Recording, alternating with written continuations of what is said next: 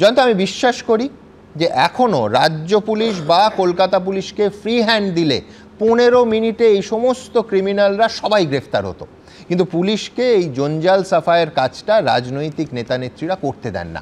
সেই জন্য গুলশান কলোনিতে অনিবার্য নিয়তির মতো বছরে বারবার একটার পর একটা ঘটনায় দেখা যায় যে অপরাধ আর আগ্নেয়াস্ত্র এই বারবারন্ত। তুমি মানবে জয়ন্ত? আমি সোজা কথা সোজাভাবে বলি, ছোট ছোট সেন্টেন্সে বলবো যে ভোট ব্যাংকের পলিটিক্স, অনুপ্রবেশকারীরা আশ্রয় নিচ্ছে, অপরাধীরা আশ্রয় নিচ্ছে, অভিযোগ বারবার উঠছে, প্রশাসন চোখ বুজে আছে, এলাকায় সিন্ডিকেট রাজ চলছে বলে বারবার অভিযোগ উঠছে, আর যারা চালায় এই অভিযোগ ওঠে যে তারা শাসক দলের প্রশ্রয়ে চলে, তারাই ভোট ব্যাংকের মদত। আর সেই জন্যই এত বোমা বন্দুক তুমি যা বারবার দেখাচ্ছ, আরে এই বোমা বন্দুকই তো ভোটের সময় ব্যবহার হবে, সেগুলোই তো ওখানে রাখা রয়েছে। তুমি বলছো 15 মিনিট ফ্রি হ্যান্ড দিলে পুলিশ সমস্ত সমস্যার সমাধান করবে। আমি বলছি পুলিশকে এরা ভয় পায় না। কেন পাবে? ওরা জানে পুলিশের কোনো ট্রেনিং হচ্ছে না, অভিযোগ উঠছে, সিভিক ভলান্টিয়ারদের পুলিশের পোশাক পাঠিয়ে পুলিশের পোশাক পরিয়ে তদন্ত করানো হচ্ছে, আর তদন্ত হচ্ছে না। দেখো কলকাতার ডেমোগ্রাফি চেঞ্জ হয়ে গেছে। 250 একর জমি কবে রাতারাতি বদলে গেল?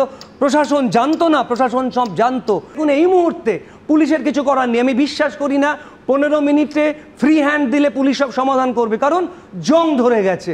এ জং পুলিশের দূর হবে না, অর্থাৎ সাধারণ মানুষকে সচেতন হতে হবে। মা বাবারা তাদের যেটুকু আছে, যা সম্বল, সেইটুকু নিয়ে তাদের সবথেকে বড় সম্পদটাকে, তাদের পরবর্তী প্রজন্মকে, এই বাবা মার ক্ষেত্রে তাদের একমাত্র মেয়েকে পাঠিয়েছিলেন তো ভরসা করে যাদবপুরেই। তিনি তো জানতেন না যে পার্মানেন্ট ভিসি নেই বা পার্মানেন্ট প্রভিসি নেই।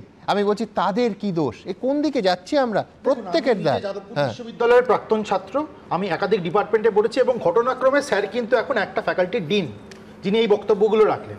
আমার একটা প্রশ্ন স্যারের কাছেও আছে। স্যার আপনি বলুন তো, একটা তো কোয়েশ্চেন অফ অ্যাকাউন্টেবিলিটি আসছে। ভিসি থাকুক না থাকুক, প্রভিসি তো আছে, রেজিস্ট্রার তো আছে, কারোর কি কোনো অ্যাকাউন্টেবিলিটি নেই? এবং আমি তবে অভ্র যোগ করি যে এটা কোনো ইউনিভার্সিটির বা কোনো প্রতিষ্ঠানের 1 নম্বর 2 নম্বরের ব্যাপার নয়, বেসিক আইন শৃঙ্খলার প্রশ্ন, বেসিক ডিসিপ্লিনের প্রশ্ন। যুক্তির জায়গাটা দেখুন, 68 lakhs of rupees was sanctioned for CCTV installation।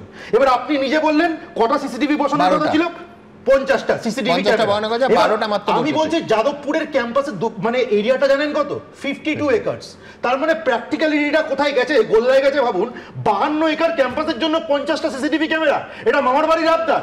এত কথা বলা হলো, আজকে ওনারা এক ফ্যাকাল্টির ডিন বলছেন এবং ওনারা দায়িত্বে আছেন, কিছু মানুষ দায়িত্বে আছে, সেখানে 8টায় শেষ হওয়ার কথা, সেটা 10:30 পর্যন্ত হলো।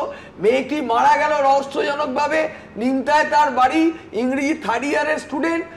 এটা নিয়ে জাস্টিস চাইলে বলবে কেন কথা তুলছে? তাহলে এই মেয়েটা কি জাস্টিস পাওয়ার যোগ্য? প্রশ্ন কে তুলেছে? আপনার সঙ্গে আমরা সবাই জাস্টিস চাইছি।